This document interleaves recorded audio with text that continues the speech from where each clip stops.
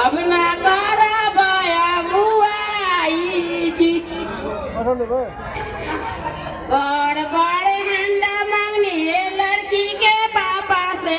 बड़े हंडा मांगनी है लड़की के एको ना कहल कैले साला हमारा गुआ एको ना कहल कैले साला हम तुमके जामल गुआ में सर के जामल गुआ जामल गुआ सर के जामल गुआ एको ना कहल कैले साला हमारा गुआ एको ना कहल कैले बड़ बड़ गाड़ी मांगनी है लड़की के पापा से बड़ गाड़ी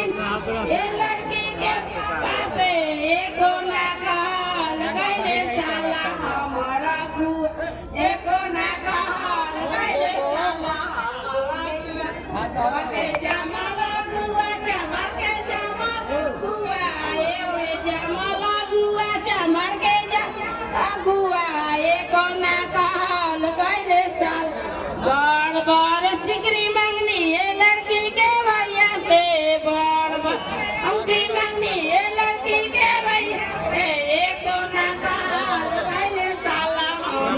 फोन नहीं उठा रहे हैं अनुनिया से कॉल लगा हुआ है तुमके जामल गुआ सर के जामल इस पे के जामल गुआ सब हाँ एको ना कहल कैले साला हमारा गुआ एको ना